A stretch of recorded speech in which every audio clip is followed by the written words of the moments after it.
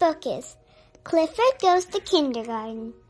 Hello, my name is Emily Elizabeth, and this is my dog Clifford. I started kindergarten yesterday. At first I was scared, but now I love school. Before school started, my mom read me a book about what my first day of kindergarten would be like. She said I would make lots of new friends and learn all about writing, counting, animals, and my neighborhood. We went to see my new school. Clifford stayed outside, but just knowing he was close by made me feel better. We met my teacher, Miss Tate, and she showed us around the classroom. She was very nice. We visited the nurse's office. If I ever feel sick, the nurse will take care of me. Later, we played school in my backyard. I was the teacher, and my mom and Clifford were my students. I tried to be just like Miss Tate. I still had a few questions for my mom. I asked her what would happen if I missed home or if I didn't make any friends. She said that Miss Tate would help me feel better if I was sad. She would also make sure I didn't have to play by myself. The next day, Clifford and I were playing hide and seek when a letter came in the mail. It was from my teacher. The letter said that each kindergartner could bring something from home to school on the first day to help them feel comfortable. I knew exactly what to bring. On the first day of kindergarten, Miss Tate greeted us at the classroom door. She was very surprised to see Clifford. All the other kids brought stuffed animals, toys, or blankets. They all smiled when they saw Clifford. It was time for school to start. I said goodbye to my mom. We all sat in a circle, and Miss Tate taught us a welcome song. Clifford tried to sing along, too, but all he could do was howl. Then we all took turns going to the front of the class to answer a question. On the board, Miss Tate asked the question, and we wrote yes or no. Did you play outside this weekend? Even Clifford had a turn. We practiced writing letters and words. Some kids were nervous about writing. Clifford gave them kisses to help them feel better. Unfortunately, his kisses were very slobbery. Next, Miss Tate asked us to paint a picture of home. Clifford missed home as much as I did. When he saw my painting, he started wagging his tail really fast. Oops! He knocked over some of the water and paint with his tail.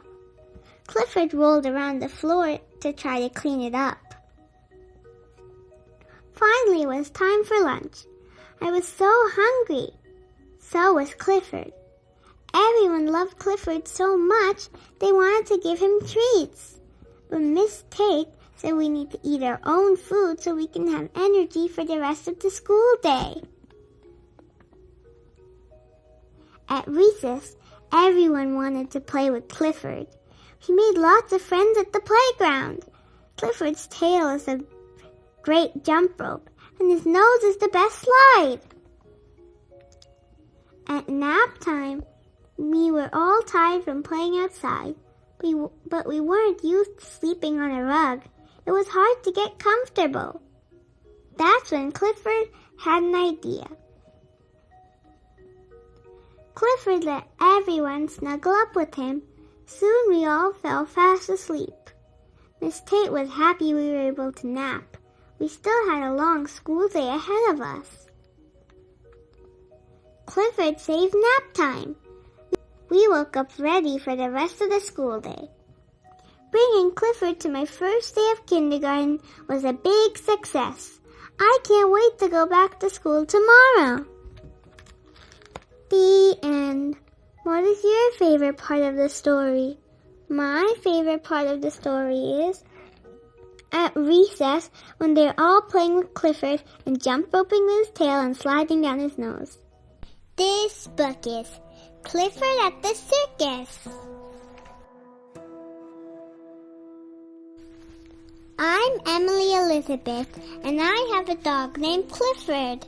We saw a big sign that said the circus was in town. A smaller sign said the circus needed help. And the sign say, Circus today. And the other sign says, Help wanted, apply at Circus. We always wanted to join a circus. We ran there as fast as Clifford could run. The owner said everything was going wrong. He said he didn't think they could put on the show. I told him Clifford and I would help him. He didn't think a girl and her dog could be much help. But I said the show must go on. The first problem was the lions and tigers. They wouldn't obey the animal trainer. Clifford gave them a command. They listened to Clifford. After that, the animal trainer didn't have to worry anymore. Some clowns had quit the circus. The other clowns needed help with their act.